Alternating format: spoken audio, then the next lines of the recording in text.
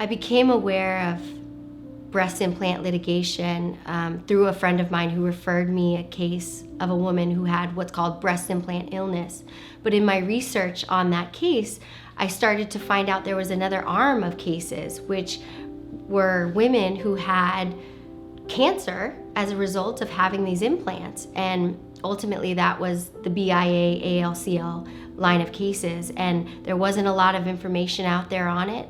And I just thought this man-made cancer and these cases directly linked to this product had to be researched and had to be pursued. So BIA-ALCL is breast implant-associated anaplastic large cell lymphoma, and it's a cancer of the immune system. Your body has this natural foreign body reaction when you put an implant in, and that's called the capsule. That it's a layer of scar tissue that forms around the capsule.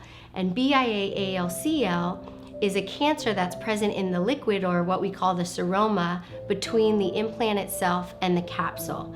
So the symptoms of BIA-ALCL really are, the most well-known one is swelling, or what they call late onset seroma.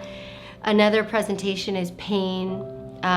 Also, some women have expressed to me they've developed a rash, but those are the typical 3 presentations that I've seen through clients. So doctors as of late, and especially since July 24th of 2019, when there was this recall of Allergan textured implants, BIA-ALCL implants, have become more well-versed in the disease.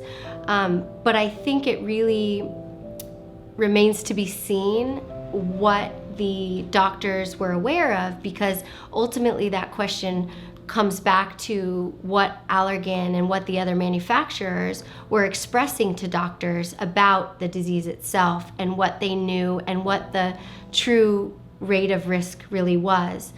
Allergan, for example, had a mention of BIA-ALCL, or rather ALCL, in their directions for use in 2011, or the document that accompanied the product. But not a lot was known, and not a lot is still known about the true risk. And I think it's only through pursuing the company and in discovery as part of litigation that we will really find out what the company knew and what the company was expressing to doctors at what periods of time. There's only 3 manufacturers in the US. That's Allergan, Mentor, and Sientra. And all 3 have a trademark type of textured implant, but Allergan is the one that's been most linked to this BIA-ALCL disease, because the FDA in July of 2019 reported 573 complaints about BIA-ALCL. 481 of those women had the Allergan textured BIA-ALCL implant. And so at this juncture, it's most linked to Allergan. However, it's our belief that BIA-ALCL can be present and develop with any of the textured implant products. The benefits of joining a lawsuit are tenfold, really, in my estimation. I think that number 1 is that it's only through litigation oftentimes that information really comes out, and the discovery process is really how you obtain that information about what the companies knew and when they knew it, and what the warnings should have been to patients to give them the choice themselves about whether a certain risk was worth it or not. Breast implants have PMA approval, which is the strictest approval by the FDA. So it is a very fine line we have to walk between what we're allowed to pursue for women as individuals and not be preempted.